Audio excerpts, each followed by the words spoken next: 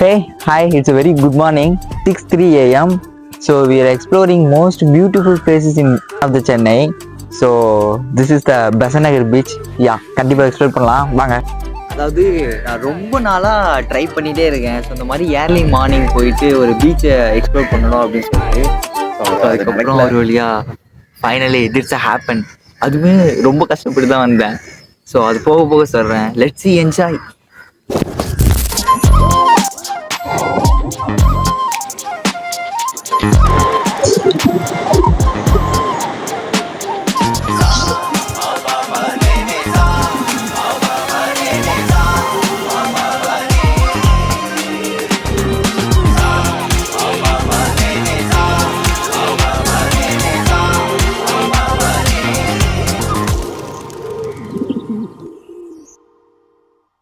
தான் அந்த மாதிரி ஒரு ஏர்லி மார்னிங் ஸோ பீச்சில் கால் நினைக்கிறதா இருக்கட்டும், ஸோ அந்த விவோ பார்க்குறதா இருக்கட்டும், இதை கேப்சர் பண்ணுறதா இருக்கட்டும், எல்லாமே ஈவினிங் நைட்டு தான் வருவோம்.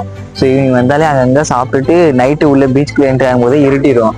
தண்ணியை பார்க்கும்போது என்னடா தண்ணி ரொம்ப இதாக இருக்குது, ஒரு மாதிரி கிளியராக இருக்காது. ஸோ மார்னிங் பார்க்கும்போது தண்ணியை பார்த்தீங்கன்னா வச்சுக்கோங்க, அவ்வளோ கிளியராக ஒரு நீட்டாக ஒரு பீஸ்ஃபுல்லான ஒரு மார்னிங் மாதிரி இருக்கு. ஐ திங்க் தண்ணி வந்து உப்பு தண்ணி தான், பட் பாத்தீங்க அப்படின்னா அது அவ்வளோ கிளியரா இருக்கு. அதை பார்க்கும்போது ஒரு மனசுல இருக்கிற ஸ்ட்ரெஸ் எல்லாம் இறங்குதுங்க.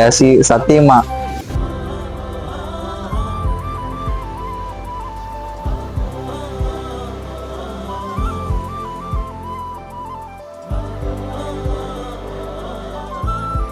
இந்த பீச்சை பார்க்க வந்துட்டு இந்த பீச்சை பற்றி தெரியாமல் இருந்தால் எப்படி? எல்லா பீச் மாதிரியும் இது இல்லை. இந்த பீச்சுக்கு 3 பேர் இருக்கான். Besant beach, Elliot's or Bessie beach. இதை பொறுத்த வரைக்கும் மெரினா பீச்சை விட ரொம்ப அமைதியான ஒரு அழகான நடைப்பயிற்சிக்கு உதவுமான பீச்னு சொல்லப்படுறாங்க. Especially the beach is lively in the evenings. Food stalls it's a must visit for many people who come to Chennai. So இது ஒரு ஆக்டிவிட்டி வைஸ் பார்க்கும்போது இதில் cricket, football, volleyball and then park மாதிரி ஒன்று அரேஞ்ச் பண்ணி கொடுத்துருக்காங்க. ஸோ அங்கே work அவுட்டும் கண்டிப்பாக பண்ணலாம். So jogging, walking. ஸோ அதுக்கப்புறம் இந்த வீடியோகிராஃபிஸ் கண்டென்ட் மேக் பண்ணுறவங்களாம் போயிட்டு அங்கே வீடியோ மேக் பண்ணலாம். நிறைய மூவி சீன்ஸில் இந்த பீச் வந்துருக்கு. ஸோ அதுக்கேற்ற மாதிரி ஒரு தகுந்தமான இடம் தான். ஸோ அப்புறம் பெஸ்ட்டு டைம் டு விசிட் அப்படின்னு பார்க்கும்போது நிறைய பீப்புள் என்ன சொல்கிறாங்கன்னா நவம்பர் டு பிப்ரவரின்னு சொல்கிறாங்க.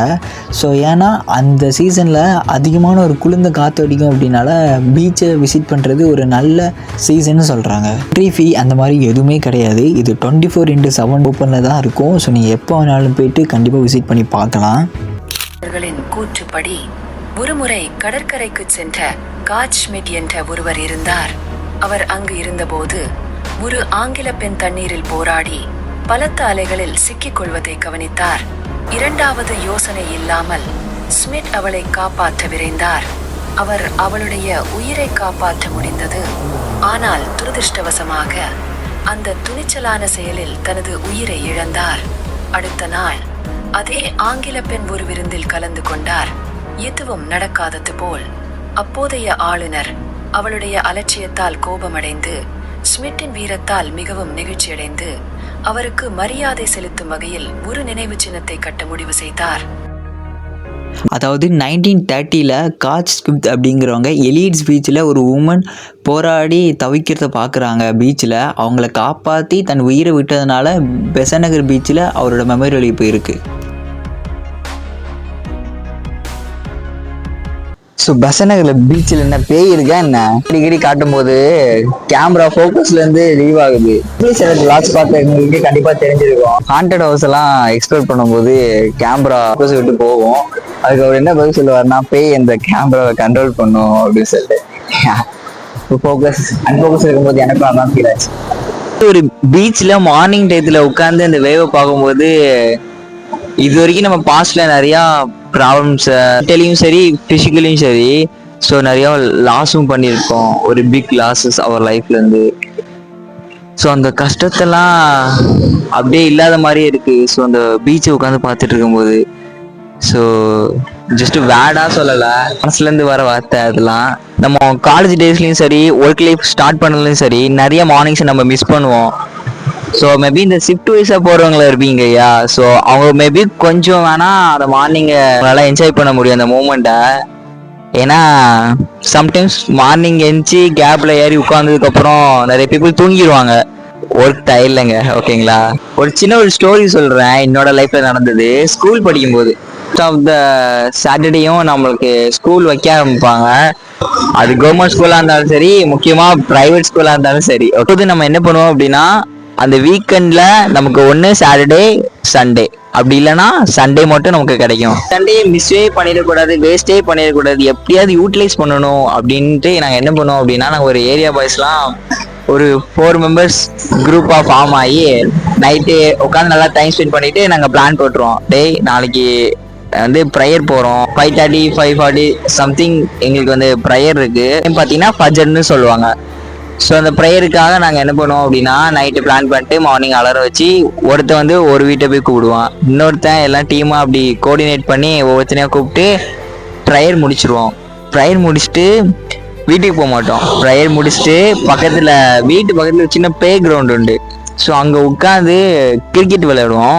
மொபைல் ஃபோன்ஸ் கையில் கண்டிப்பாக இருக்கும் அந்த டைமில், ஆனால் நாங்கள் மொபைல் ஃபோன்ஸை யூஸே பண்ண மாட்டோம். ஸோ சின்ன ஒரு கான்வர்சேஷன் பேசுவோம், ஸ்கூலை பற்றியோ, ஸ்கூலில் நடந்த லவ்வை பற்றியோ, படிப்பை பற்றியோ கூட நாங்கள் பேசியிருக்கோம். ஓகேங்களா, ஆனால் நாங்கள் படிக்கிற பையனா கேட்டிங்கன்னா அவ்வளோலாம் இல்லை, லைட்டாக தான். ஓகேங்களா, நாங்களும் லாஸ்ட் பெஞ்ச் இருந்தாங்க, அந்த டாப்பிக்கும் ஆனாலும் எங்கள் கான்வர்சேஷனில் இருக்கும். வீட்டுக்கு போயிட்டு டீ குடிக்க போயிடுவோம். ஸோ எல்லாரும் அவங்க வீட்டுக்கு போயிட்டு டீயோ காஃபியோ சம்திங் குடிச்சிட்டு ரிட்டர்ன் வரும்போது டீ காஃபி குடிச்சிட்டு உடனே ஒரு 6:30 7 o'clockலாம் வீட்டில் காஃபி போடுவாங்களா, போட்டுட்டு ஒரு 7:30 8 o'clock திரும்ப குரூப்பாக வந்துடுவோம். வந்துட்டு யூனோ கார்ட்ஸ் விளையாடுவோம். ஒருத்தன் வீட்டில் போயிட்டு ஒரு 8 to 10 வரைக்கும் யூனோ கார்ட்ஸ் விளையாட்டு அதுக்கப்புறம் மார்னிங் சாப்பிட போயிடுவோம். பிரேக்ஃபாஸ்ட்டு சாப்பிட்டு முடிச்சுட்டு மறுபடியும் ஒரு 11 o'clock கிட்ட வருவோம். சண்டே சன் டிவில இருந்தாலும் சரி, எந்த டிவில இருந்தாலும் சரி, மூவிஸ்லாம் போடுவாங்க. ஸோ அதெல்லாம் பார்க்கவே மாட்டோம், தட்டி விடு அப்படின்னு சொல்லிட்டு தட்டி விட்டுட்டு, ஸோ அதுக்கப்புறம் மறுபடியும் வந்துட்டு உட்காந்து ஃப்ரீ ஃபயரோ பப்ஜியோ கேம் ப்ளே பண்ணுவோம். ஸோ அது ப்ளே பண்ணிட்டு மறுபடியும் லஞ்சு போயிடுவோம். லஞ்சு போயிட்டு மறுபடியும் வந்து ப்ரேயர் போவோம் 1 o'clock. இதோட நேம் வந்து லுகர்னு சொல்லுவாங்க. ஸோ ப்ரேயர் போயிட்டு ரிட்டர்ன் வந்துட்டு 2:30 3 o'clock கிட்ட திரும்ப ஒரு 12 மெம்பர்ஸாக குரூப் ஃபார்ம் ஆயிடுவோம். ஸோ அப்போ என்ன பண்ணுவோன்னா, எங்கள் பக்கத்தில் வந்து கவர்மெண்ட் ஸ்கூல் ஒரு ப்ளே கிரவுண்ட் இருக்குது. ஸோ அங்கே போயிட்டு மறுபடியும் அங்கேயும் கிரிக்கெட் மேட்ச் போட்டு கிரிக்கெட் விளையாடுவோம். ஸோ அதுக்கப்புறம் கிரிக்கெட் ப்ளே முடிச்சுட்டு 6:30 சம்திங் வீட்டுக்கு வந்துட்டு அங்கே ஒரு காஃபி குடிச்சிட்டு திரும்பவும் ப்ரேயர் போவோம். இதோட நேம்ஸ் வந்து ட்ரீம் சொல்லுவாங்க. இதுக்கு இடையில வந்து ஒரு அசர்னு ஒரு ப்ரேயர் உண்டு 5:30 சம்திங். அப்போ நாங்கள் வந்து ப்ளே பண்ணிட்டு இருக்கனால அதை எங்களால் அட்டென்ட் பண்ண முடியாது. வீட்டுக்கு போயிட்டு மறுபடியும் வந்துட்டு மறுபடியும் கொஞ்சம் நேரம் வெளில வருவோம். வெளில வந்துட்டு மறுபடியும் உட்காந்து ஆஸோ ஈனோ கார்ட்ஸோ இல்லை கேம் ப்ளே பண்ணுறதோ, இல்லை அதை தாண்டி கபடி மேட்ச்லாம் நாங்கள் போடுவோம் ஏரியா பாய்ஸோட. பக்கத்து ஏரியா பாய்ஸ் டு பக்கத்து ஏரியா பாய்ஸ். ஓகேங்களா, அந்த மாதிரி டீம்லாம் பிடிச்சி செம்மையாக கபடியும் விளையாடுவோம். அதுக்கப்புறம் ஓரளவு நைட்டு 11 o'clock வரைக்கும் வெளியே நின்றுட்டு அவ்வளோதாங்க, எல்லாரும் டாட்டா பாய் பாய் அப்படின்னு சொல்லிட்டு கிளம்பிடுவோம். ஸோ அதாவது அந்த சண்டேவை நாங்கள் என்றைக்கும் எப்படியுமே மிஸ் பண்ணிடக்கூடாது, யூட்டிலைஸ் பண்ணணும் அப்படின்னு சொல்லிட்டு செம்மையாக அந்த டைமை யூட்டிலைஸ் பண்ணுவோம். அந்த மூமெண்ட்லாம் நினச்சிக்கும் போது ஆசம்ல.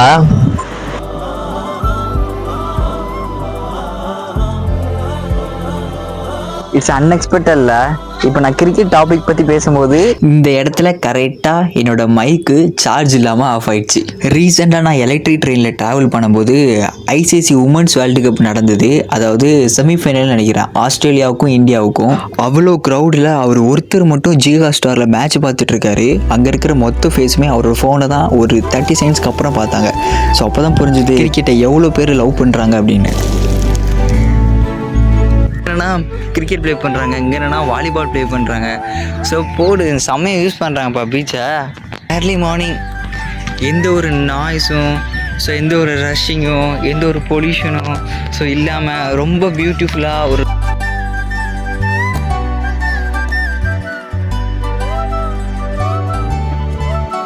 ஸோ ஆக்சுவலி ஏர்லி மார்னிங் வந்து இவ்வளோ பேர் எல்லாமே மார்னிங் ஆக்டிவிட்டீஸில் இருப்பாங்கன்னு நான் எக்ஸ்பெக்ட் பண்ணவே இல்லை. ஏன்னா அவ்வளோ பேர் மார்னிங் ஜாக்கிங்கோ இல்லை ஒர்க் அவுட்டோ இல்லை வாலிபாலோ சம்திங் ஏதோ ஒரு ஆக்டிவிட்டீஸில்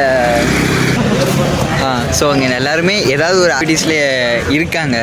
ஸோ நம்ம ஸ்கூல் காலேஜ் படிக்கிற டயத்தில் நம்மளும் அந்த மாதிரி கிரிக்கெட் ப்ளே பண்ணுவோம், சம்திங் ஏதாவது பண்ணுவோம். ஸோ அதாவது இது வந்து மோஸ்ட்லி யங் பீப்புள் தான் இருக்காங்கன்னு நான் சொல்லலை. ஓல்டர் பீப்புளும் யங்காக இருக்கிறதுக்காக மேபி இருக்கிறாங்க.